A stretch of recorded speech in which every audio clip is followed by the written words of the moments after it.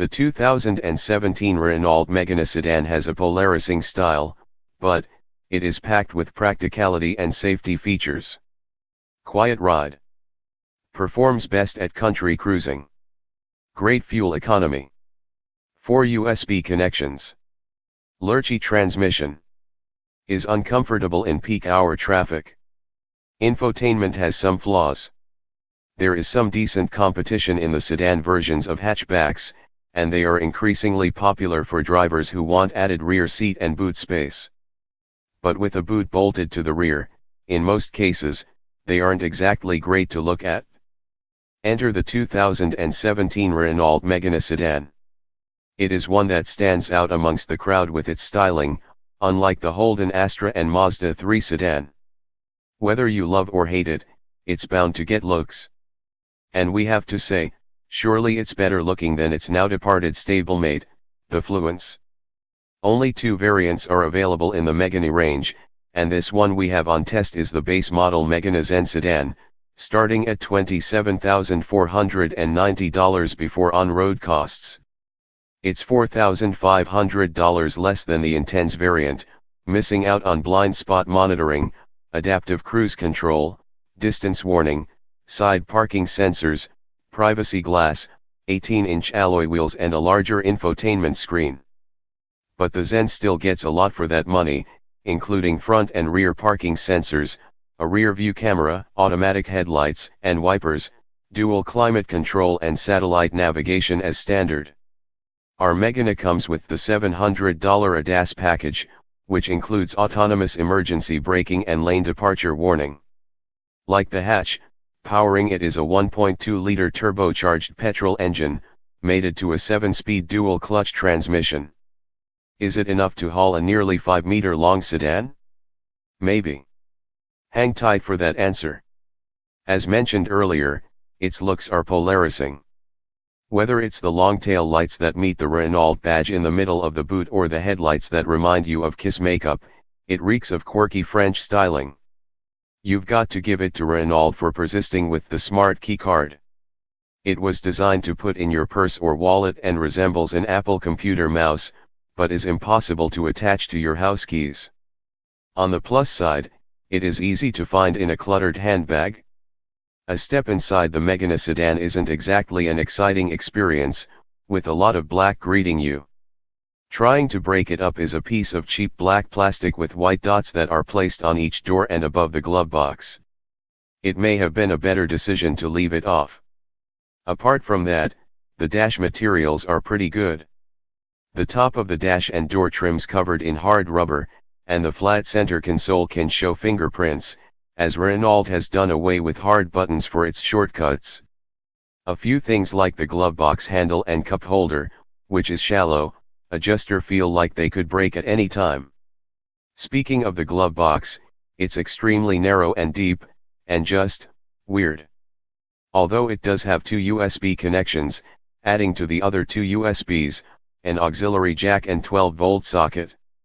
Cranking up the Archimedes 8-speaker audio system is a little underwhelming, and after playing with the equalizer, it still produces a bland sound with no balls. The volume control is behind the steering wheel, as is the source selection via a strange scroll wheel. One small feature that is lacking, one that is handy for us journalists, is an arrow to show which side of the car the fuel cap is on. But after a few weeks of ownership, we are sure you would start remembering which side of the car it's on. Renault's R-Link 2 infotainment system on the 7.0-inch touchscreen has its moments. Its response is relatively quick, but it does have a few annoying things that could drive you a bit mad. The first thing we did was turn off the welcome sequence as it's loud enough to frighten you every time. With no hard buttons for menu selections, just finger touches on the console, it can make it a challenge to press them, especially on a bumpy road, and it requires eyes off the road for longer periods. The biggest gripe would be the time isn't displayed while satellite navigation is in use or on the main menu screen. It requires going right back to the start screen where an analog clock is shown. The driver information screen doesn't even show the time.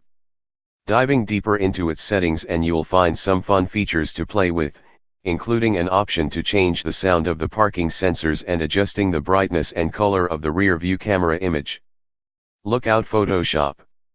Jumping into the back seat, you'll find dual ISO fix points, rear ventilation, and one 12-volt socket. However, it is not a hugely comfortable place to be. A cushiony part seems to be in the wrong place and digs into your lower back. The armrest is that small that your arm slides off, and head and legroom is adequate. The back of the front seats are covered in a soft vinyl and have two large map pockets. Cabin noise is quiet enough to put a baby to sleep or easily hear a conversation between the two people seated up front.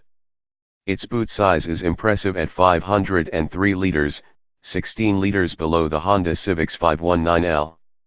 It increases to 987L once the 60/40 back seats are folded.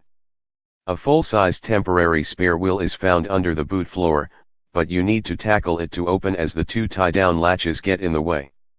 So how does the Megane sedan drive? Not bad. The 1.2-liter turbocharged petrol engine does sound tiny considering the size of the car. However, it is small for a reason.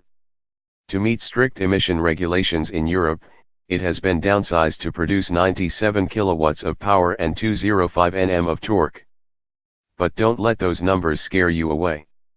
Weighing around 1,300 kilograms, the engine gets the car moving quicker than you might think, although the figures don't justify it, reaching 100 kilometers per hour in 10.9 seconds. The majority of the testing we did in the sedan was at cruising speeds, with fuel economy reading 6.0 liters per 100 kilometers, under Renault's combined reading of 6.1 liters, which betters Honda Civic and Holden Astra.